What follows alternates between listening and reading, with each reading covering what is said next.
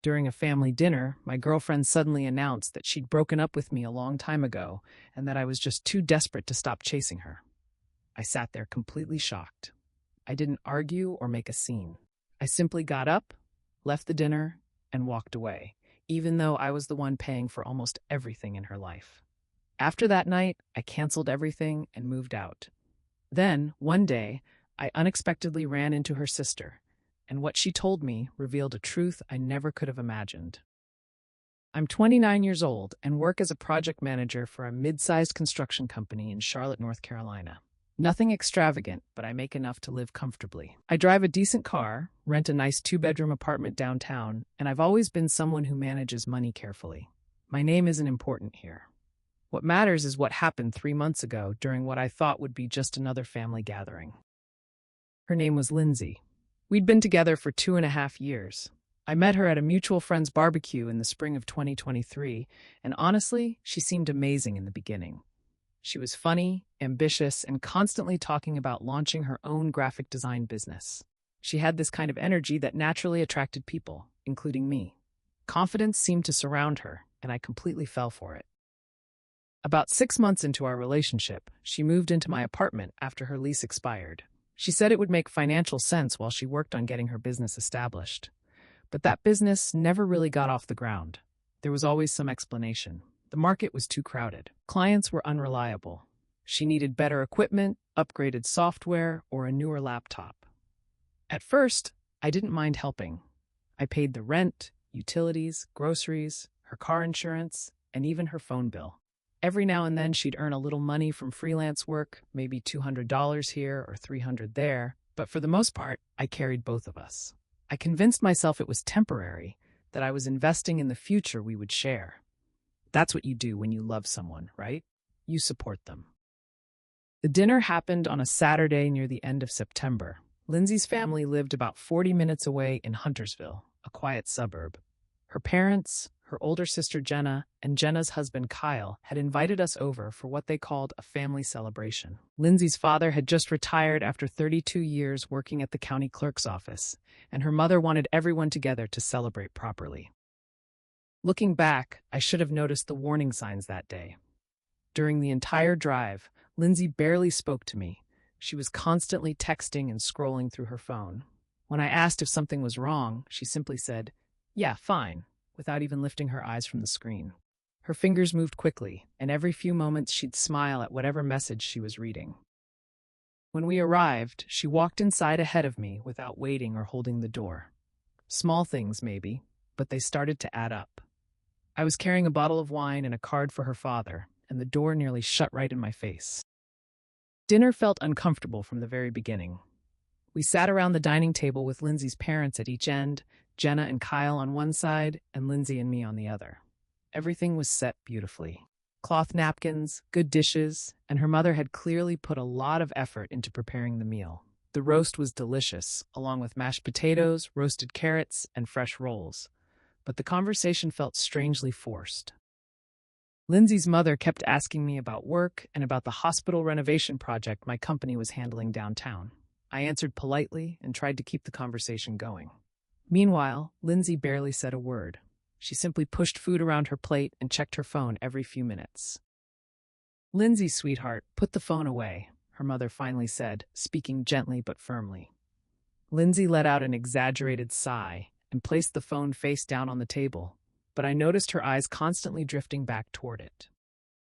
Halfway through dinner, Lindsay's father lifted his glass and smiled. "I'm glad we could all be together tonight," he said. "After 32 years in that office, I'm finally free. But family is what matters most, and I'm grateful for all of you." Everyone raised their glasses. I leaned over to tap mine against Lindsay's, but she slightly pulled hers away. It wasn't much, but I noticed it immediately. Jenna noticed too. I caught her staring with a concerned expression. Then Lindsay's mother turned toward us and asked, "So, you two have any big plans coming up? You've been together quite a while now." It was an innocent question. The kind parents ask when they're secretly hoping for engagement news. I could see the excitement in her eyes. I smiled and was just about to make some joke about taking things one step at a time when Lindsay suddenly slammed her fork down against the plate with a loud clink.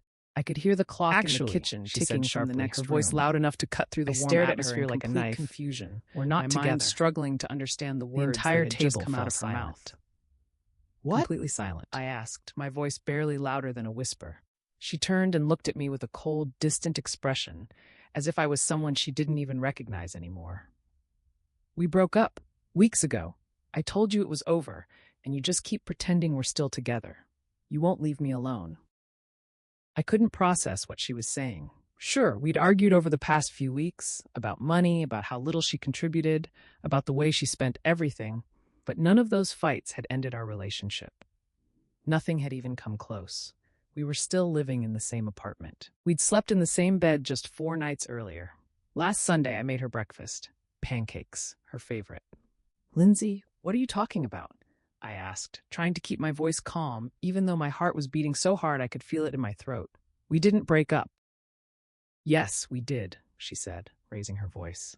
Then she looked around the table at her family, her eyes wide, playing the victim flawlessly.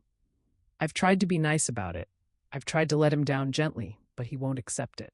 He keeps texting me, showing up, acting like everything is normal when I've told him over and over that we're done. Her mother looked horrified, placing a hand against her chest. Her father's face darkened and his jaw tightened. Jenna sat there with her mouth hanging open in shock.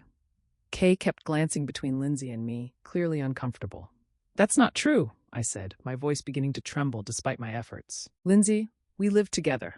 I drove you here today. We were together last night. What is happening right now? See? Lindsay said, pointing at me as if I was proving her story. Her voice rose with fake emotion. This is exactly what I've been dealing with. He's obsessed. He can't accept that I don't want to be with him anymore. I've tried to be kind, but he makes everything so hard.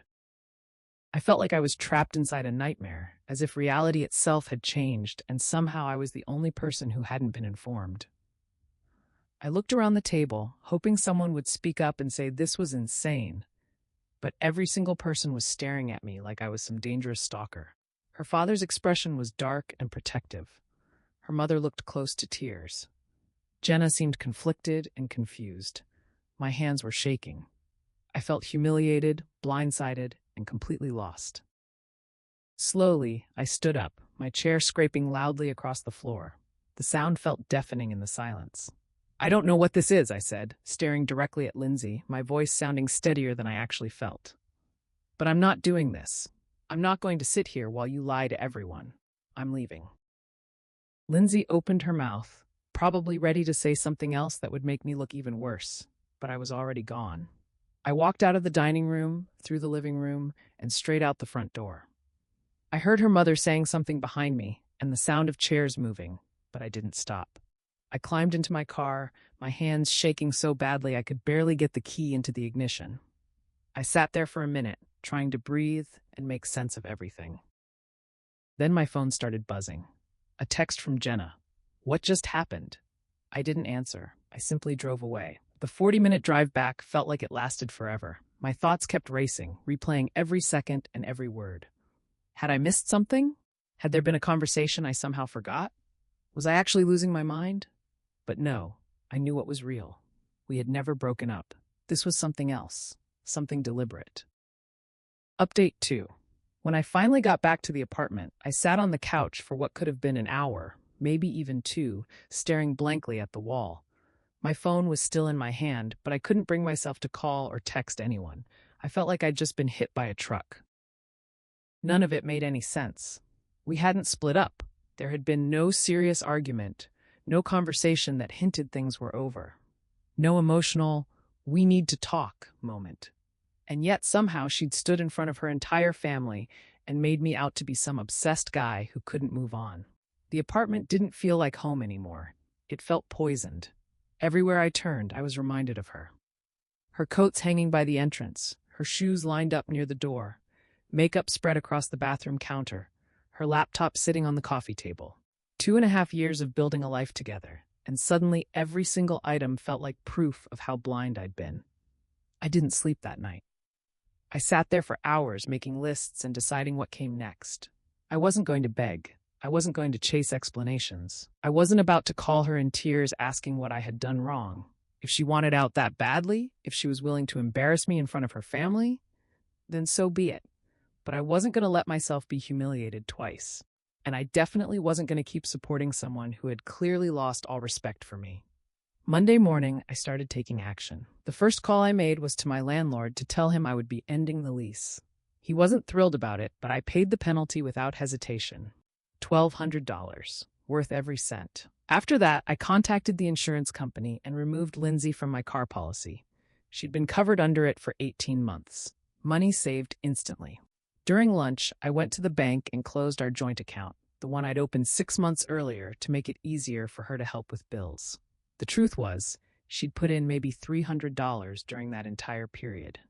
Everything else, thousands of dollars, had come from me. The bank employee asked if I was absolutely sure. I had never been more certain in my life. I changed the Wi-Fi password, canceled the Netflix subscription she used every day, ended the Spotify family plan, and shut down the credit card I'd given her for emergencies. The same card she'd somehow used to rack up $2,000 in restaurant tabs, online shopping, and beauty products. That evening, I looked over the statements. Expensive sushi meals, boutique shopping sprees, salon appointments. All while I thought we were trying to be responsible with our money. From Tuesday through Thursday, I packed up everything. Clothes, electronics, books, kitchen supplies, and all the furniture I had paid for. I took pictures of everything as I packed, just in case she later claimed I'd taken something that belonged to both of us. I left her the couch. I'd bought it secondhand from Craigslist anyway. I also left the bed frame because she'd actually helped pay for that. Everything else came with me. I found a new apartment across town close to my office. It was a smaller one-bedroom place, but it belonged to me. Completely mine.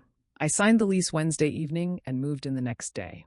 It took 2 trips with a U-Haul and some help from a coworker who didn't ask questions. He just helped me carry boxes. I never told Lindsay I was leaving. She hadn't been around during any of it. Apparently, she'd been staying with a friend. The only thing I got from her was a text on Tuesday afternoon that said, "I'm getting my stuff this weekend." I answered with a simple message. "Take what's yours. I'm gone." That's when everything changed. She started calling, but I ignored every call. Then came the texts. "We need to talk. You're acting immature. You can't just walk away like this. Where are you?" "This is my apartment too," I replied one final time. "Your name was never on the lease. I paid the penalty to break it. If you want the place, sign a new lease with the landlord. Otherwise, you need to be out by the end of the month." Friday night, I blocked her number. Then I blocked her on social media. Then her email. A complete break. At least I thought that was how the story ended. I thought I could move forward, start over, and finally leave that nightmare behind me. Turns out, I was wrong. Update number 3. 2 weeks passed. I buried myself in work, staying late at the office, putting together project proposals. I avoided all the places we used to visit together. That Italian restaurant downtown where we went on our first date. I stayed away from the coffee shop on Trade Street where she'd spend hours making connections. I even changed my usual route. My friends could tell something had happened, but I kept the details to myself. I simply told them we broke up. Things didn't work out. Time to move on. Most people respected that and didn't ask questions. A few checked in and asked if I was doing okay. I told them I was, even though I honestly didn't know. The truth was, I felt empty. Not exactly heartbroken. I was too angry for that. Mostly I felt betrayed. And stupid for not realizing the truth sooner. Then, on a Thursday evening in the middle of October, I stopped by the grocery store near my new apartment, the Harris Teeter on East Boulevard, to pick up some basics. Bread, eggs, coffee, and chicken for meal prep. I was standing in the cereal aisle trying to decide between 2 brands when I suddenly heard someone call my name. I turned around and saw Jenna, Lindsay's sister. She was pushing a cart, dressed in yoga pants and a zip-up jacket, and she looked genuinely shocked to run into me. "Hey," she said carefully, her voice cautious. "How are you?" I nodded, keeping things polite but distant. "Doing okay. You?" She paused and glanced around, almost like she wanted to make sure nobody else was nearby. The aisle was empty except for the 2 of us. "Can we talk outside for a minute?" she asked. I wasn't sure I wanted to. Getting mixed up with Lindsay's family again, even indirectly, sounded like a terrible idea, but curiosity won. Or maybe part of me just needed to know whether I had really been losing my mind. "Sure," I said. We checked out separately. She had a full shopping cart while I only had my basket. A few minutes later, we met in the parking lot beside her silver Honda CR-V, the one with a child seat in the back. She leaned against the driver's door with her arms folded, looking more uncomfortable than I'd ever seen her before. "I need to tell you something," she said quietly. "About that dinner. About Lindsay." "I'd rather not go through all that again," I replied flatly. "It's over. I've moved on." "No," she said. "You really need to hear this." She took a deep breath, looked down at her shoes, and then raised her eyes back to me. Lindsay lied. About all of it. Everything she said that night. I stood there waiting, my stomach tightening. "She didn't break up with you," Jenna continued, speaking faster now. "She never intended to. The whole story she told everyone. About you being obsessive, about you refusing to leave her alone, about her having to tell you over and over. None of it was true. She made all of it up. She planned everything." My chest tightened instantly. "Why the hell would she do that?" I asked. Jenna's face twisted with guilt and frustration. "Because she met someone else, a guy named Troy. She's been seeing him for about a month, maybe even longer. She wanted everyone to think you were the problem, like you were some obsessed ex-boyfriend who couldn't move on. That way, whenever people asked why the two of you split up, she'd already have a story prepared. She wanted sympathy. She wanted everyone to see her as the victim. It felt like someone had punched me right in the stomach. I could barely breathe. She set me up in front of your entire family?" I asked. "She planned all of that?" "I know," Jenna said, and her voice started to crack as tears filled her eyes. "I didn't know she was going to do that. None of us did. We had absolutely no idea. After you left, she played the victim perfectly. She cried and said she never wanted to embarrass you, but claimed you forced her into it because you refused to accept the breakup. My parents believed every word. Kay believed her too. And honestly, at first, I didn't know what to think. She's my sister, after all. But something about it never felt right. "Why are you telling me this now?" I asked, my voice coming out sharper than I meant it to. "Because I overheard her on the phone 2 days ago," Jenna said, wiping her tears with the back of her hand. "Tuesday night, she was staying in our guest room. She's been with us for a few days because she said you threw her out, which now makes complete sense. I was walking by to grab something from the linen closet when I heard her talking and laughing. Then I heard her say, 'He actually left. He took everything and walked away. It's perfect. Now I don't even have to feel guilty.' And she laughed like it was the funniest thing she'd ever heard. Like your pain was some kind of joke." My fists tightened at my sides. "I confronted her immediately," Jenna continued. "I walked into the room and demanded to know what she meant. At first she tried to brush it off, but I kept pushing. Eventually she admitted everything. She confessed she'd been seeing Troy for 5 weeks. She said she needed a clean way out so nobody would blame her. She said she had to control the story because you were the one with the money and stability, and she didn't want anyone thinking she'd used you, so she flipped everything around. She made you look obsessed so she could play the role of the helpless girlfriend trying to escape." I couldn't even speak. My mind was spinning, trying to understand that level of cruelty and calculation. "I told her she was horrible," Jenna said, openly crying now. "I told her what she'd done was manipulative and disgusting. She just shrugged. Said I didn't understand and that she had to protect herself. Said you'd be fine because you had money. I haven't spoken to her since then. She left my house Wednesday morning. I don't know where she is now, and honestly, I don't care anymore." Jenna reached out as if she wanted to touch my arm, but stopped midway. "I'm so sorry.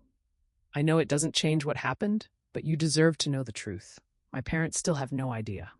Kay doesn't know either. They still believe you're the bad guy, but I couldn't live with myself if I stayed silent. Final update. I didn't answer Jenna right away. I simply couldn't. I thanked her, or at least I think I did. The words felt empty and automatic. Then I got into my car and drove back to my apartment. Once I was inside, I sat on the edge of my bed and just tried to process everything. Lindsay hadn't simply ended things with me. She had carefully arranged my humiliation. She destroyed my reputation with her family, and probably with mutual friends who only heard her side of the story. And she'd done it deliberately, coldly, all as part of a strategy that would let her move on without guilt while being financially supported by someone new. I'd spent 2.5 years supporting her emotionally and financially, believing we were building a future together. And this was the reward. This was what all my investment had earned me. But sitting alone in that quiet apartment, I finally realized something. I didn't need revenge. I didn't need to expose her, ruin her life, or send messages and screenshots to Troy or her parents. Walking away had been the right decision. Cutting her off financially, removing her from my insurance, my accounts, and my apartment, leaving her alone with the chaos she'd created for herself. That was enough. More than enough. Eventually, she'd have to explain to Troy why she had no apartment, no savings, and no financial security. She'd have to explain why her own sister wanted nothing to do with her. The truth always finds a way to surface, and I didn't need to force it. About a month later, around the middle of November, I heard from a mutual friend, someone I'd known before Lindsay, who reached out to check on me, that Lindsay and Troy had broken up. Apparently, he eventually discovered that she'd lied about her finances. She told him she was between places by choice, claiming she was living a minimalist lifestyle and focusing on her business. But once he realized she'd expected him to pay for her life the same way I had, and once he refused, everything came crashing down almost immediately. After everything happened, she started trying to worm her way back into our mutual circles, feeding people fresh lies. According to her, I had stolen from her. Troy had been abusive, and somehow everyone had turned their backs on her for no reason. But most people weren't buying what she was selling. Jenna had quietly shared the truth with a few relatives, including her husband Kyle and one of their aunts. Before long, word began making its way through the family. Eventually, Lindsay's parents found out too, though I never learned exactly how. From what I heard, they were angry, but also strangely protective. You know how some parents are when they can't accept that their own child might be capable of doing something ugly. In early November, Lindsay reached out again. Different number, same sense of desperation. Her message read, "I made a mistake. I understand that now. Can we please talk? I miss what we had." I looked at the text for maybe 10 seconds. Then I deleted it without saying a word. I blocked the number and moved on. Now, here in early December, I'm doing well. Better than well, actually. My new apartment finally feels like home in a way the old place never did. I've set it up exactly the way I like it. Simple, clean, and without having to compromise with anyone. I've gone on a few dates too. Nothing serious yet, and I'm not in any hurry. There's one woman in particular, a kindergarten teacher named Harper, who I met through a mutual friend. Things seem promising. We've gone out twice so far. She makes me laugh, and she insists on paying for her own meals without me even bringing it up. Work has been going great as well. Last month, I received a promotion. I'm now a senior project manager with a 10% raise and a lot more responsibility. My boss told me I'd been going above expectations and showing real leadership. Hearing that meant a lot because it felt good to be appreciated for something genuine. As for Lindsay, the last thing I heard was that she'd moved back in with her parents in Huntersville. I have no idea whether she ever confessed everything or if they forced the truth out of her. I don't know whether she and Jenna ever repaired their relationship either. And honestly, I don't care. That part of my life is over. Closed, sealed, and buried for good. Every now and then, usually late at night when I can't sleep or while driving when one of our old songs comes on, I think back to that dinner. I remember the look on her face as she lied so effortlessly, so convincingly. I remember the way her family looked at me as though I was the villain, the danger, the obsessive ex-boyfriend. It hurt back then, and if I'm being truthful, some of that pain still lingers. But walking out of that house and refusing to defend myself to people who had already decided I was guilty turned out to be one of the best choices I ever made. The second best decision was cutting her out completely, financially and emotionally, and never turning around. Some people will burn your world down just to keep themselves warm. They'll take everything you have, leave you empty, and somehow convince themselves it's your fault. I'm just thankful I escaped before I was completely destroyed. I'm grateful I still had enough strength left to walk away. And honestly, I'm thankful she showed me who she truly was, because now I know exactly what to stay away from. I know what love isn't supposed to be. Edit 1. A lot of people asked whether I ever confronted Lindsay after Jenna revealed the truth. The answer is no.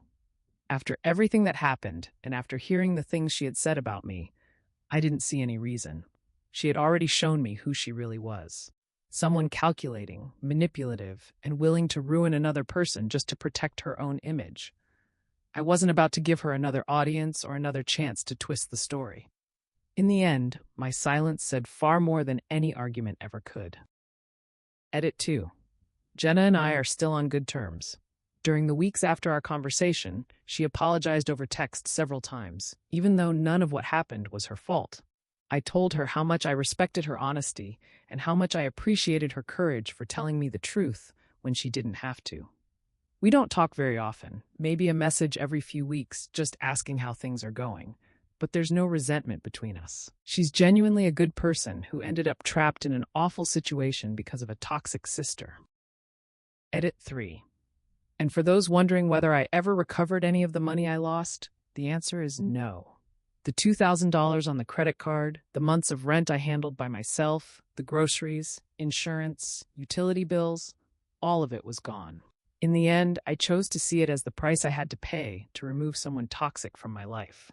Looking back, it was the best money I never got back, and probably the cheapest lesson I'll ever learn about who deserves my trust.